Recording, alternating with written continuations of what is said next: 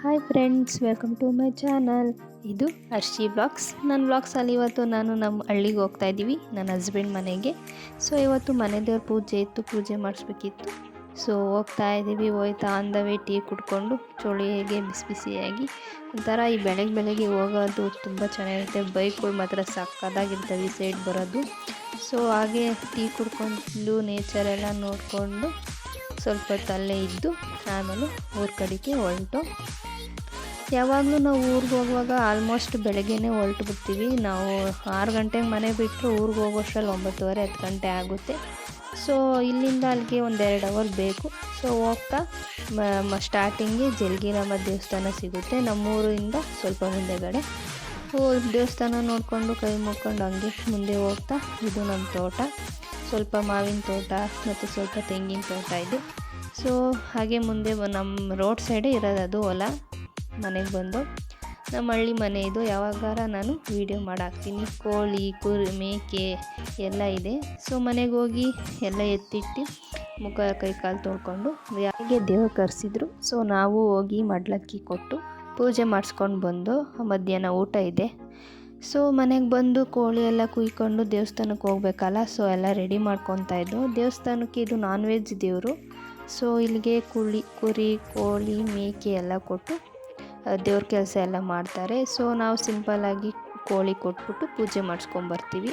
ಮನೆಯಲ್ಲೇ ಕಟ್ ಮಾಡಿಕೊಂಡು ದೇವಸ್ಥಾನಕ್ಕೆ ತಳ್ಗೆ ಅಂತ ಕೊಡಬೇಕು. ದೇವಸ್ಥಾನಕ್ಕಲ್ಲ, ಐನೂರು ಮನೆಗೆ ಕೊಟ್ಬಿಟ್ಟು ಆಮೇಲೆ ನಾವು ದೇವಸ್ಥಾನಕ್ಕೆ ಹೋಗ್ಬೇಕು. ಸೊ ಎಲ್ಲ ಎತ್ತಿಡ್ಕೊಂಡು ಪೂಜೆ ಸಾಮಾನು ತಳ್ಗೆ ಸಾಮಾನೆಲ್ಲ ಹೋಗ್ತಾ ಇದ್ದೀವಿ. ನೋಡಿ ನಮ್ಮ ಪಾಪು ಸ್ನಾನ ಮಾಡ್ಕೊಂಡು ಬೇಬಿ ಬಾಯ್ ಹೆಂಗೆ ಕಾಣ್ತಿದ್ದಾನೆ, ಬೇಬಿ ಬಾಸ್.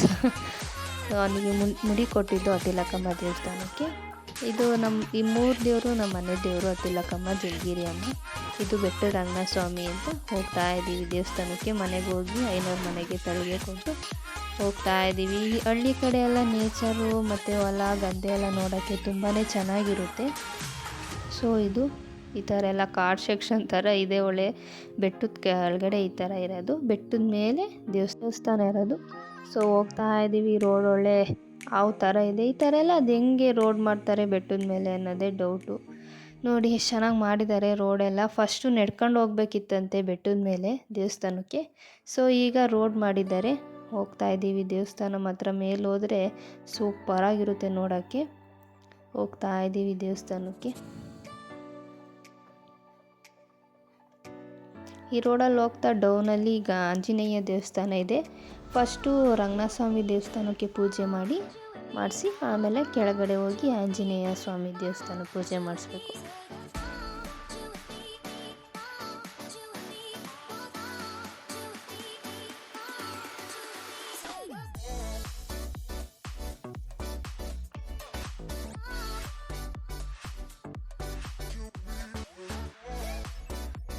ದೇವಸ್ಥಾನ ಹತ್ರ ಬಂದು ಪವರ್ಫುಲ್ ದೇವರು ಅಂತ ಹೇಳ್ತಾರೆ.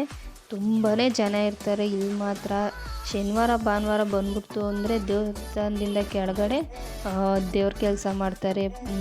ಇದು ಕರ್ನಾರೆ ಮಾಡೋದು ಮತ್ತು ಪಾಪು ಬರ್ತಡೇ ಮಾಡೋದು ಈ ಥರ ಎಲ್ಲ ಮಾಡ್ತಾಯಿರ್ತಾರೆ ದೇವ್ರ ಕೆಲಸ ಎಲ್ಲ. ಸೊ ಕೆಳಗಡೆ ಗಾಡಿ ನಿಲ್ಲಿಸ್ಬಿಟ್ಟು ಸ್ವಲ್ಪ ದೂರ ನಡ್ಕೊಂಡು ಹೋಗಬೇಕು. ನಡ್ಕೊಂಡು ಹೋಗ್ತಾ ಇದ್ದೀವಿ.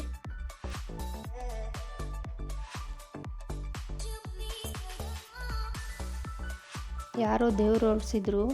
ದೇವ್ರು ನೋಡೋದೇ ಒಂದು ಕಣ್ಣಿಗೆ ಹಬ್ಬ ಅಂತ ಹೇಳ್ಬೋದು. ಈ ಥರ ಎಲ್ಲ ನಮ್ಮ ಪಾಪುನ ಹಸ್ಬೆಂಡ್ ಎತ್ಕೊಂಡಿದ್ರೆ ಅಲ್ಲೇ ಕುಣಿತಾವನೆ. ಕೆಳಗಡೆ ಬಿಟ್ಟು ಸ್ವಲ್ಪ ಡ್ಯಾನ್ಸ್ ಮಾಡ್ದ.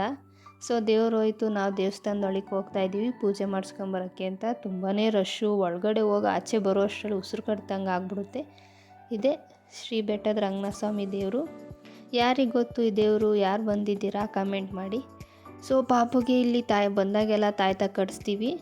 ಈಗ ಯಾವುದು ತಾಯ್ತ ಇರಲಿಲ್ಲ ಅವ್ನ ಕತ್ತಲ್ಲಿ. ಸೊ ಅದಕ್ಕೆ ತಾಯ್ತ ಕಟ್ಸಿ ದೇವ್ರದ್ದು ನಾಮ ಕೊಡ್ತಾರೆ. ನಾಮ ಇಸ್ಕೊಂಡು ಮತ್ತು ಸ್ವಲ್ಪ ತೀರ್ಥ ಇಸ್ಕೊಂಡು ಮನೆಗೆ ಹಾಕೋಣ ಒಳ್ಳೆಯದಾಗಲಿ ಅಂತ.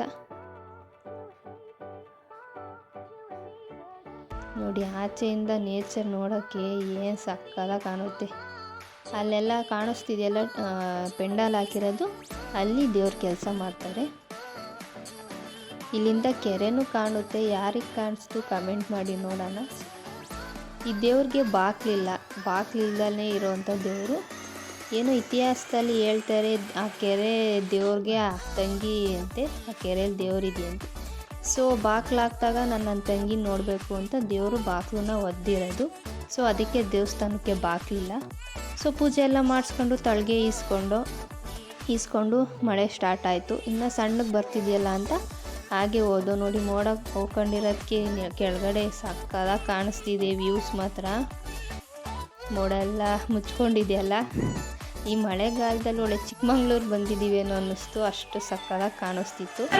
ಸೊ ಕೆಳಗಡೆ ಬಂದು ಆಂಜನೇಯ ಸ್ವಾಮಿಗೆ ಪೂಜೆ ಮಾಡಿಸ್ತು.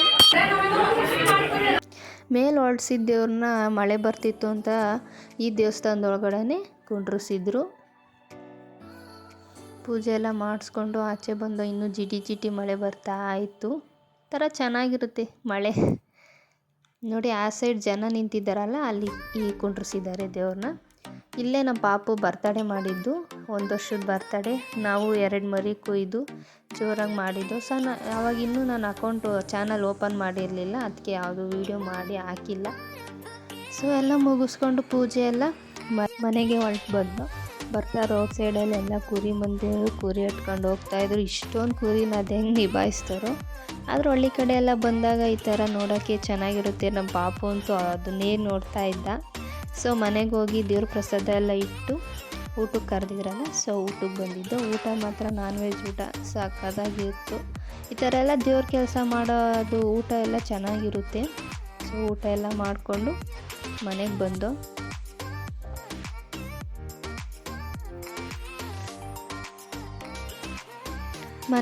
ಮನೆ ಹಿಂದೆ ಸ್ವಲ್ಪ ನಮ್ಮದು ಹಿತ್ತಲಿದೆ. ಸೊ ಹಿತ್ಲಿಗೆ ಹೋಗಿ ಹೂವು ಎಲ್ಲ ಕಿತ್ಕೊಂಬಂದು, ದುಂಡು ಮಲ್ಲಿಗೆ ಇತ್ತು ಗಿಡ. ಸೊ ಹೂವೆಲ್ಲ ಕಿತ್ಕೊಂಬಂದು ನಮ್ಮ ಅತ್ತೆ ಕಟ್ತಾ ಇದ್ದಾರೆ.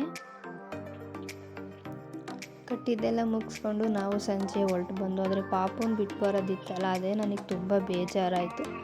ಇರಲಿ ಅಂತ ಪಾಪುನ ಬಿಟ್ಬಿಟ್ಟು ನಾವಿಬ್ಬರೇ ಬಂದು. ಇದು ನನ್ನ ಸಂಡೇ ವ್ಲಾಗ್, ನಮ್ಮ ಹಳ್ಳಿ ವ್ಲಾಗ್. ವಿಡಿಯೋ ಇಷ್ಟ ಆದರೆ ಪ್ಲೀಸ್ ಸಬ್ಸ್ಕ್ರೈಬ್ ಆಗಿ, ಶೇರ್ ಮಾಡಿ, ಕಮೆಂಟ್ ಮಾಡಿ. ಈ ವಿಡಿಯೋ ನೋಡಿದ್ದಕ್ಕೆ ಧನ್ಯವಾದ.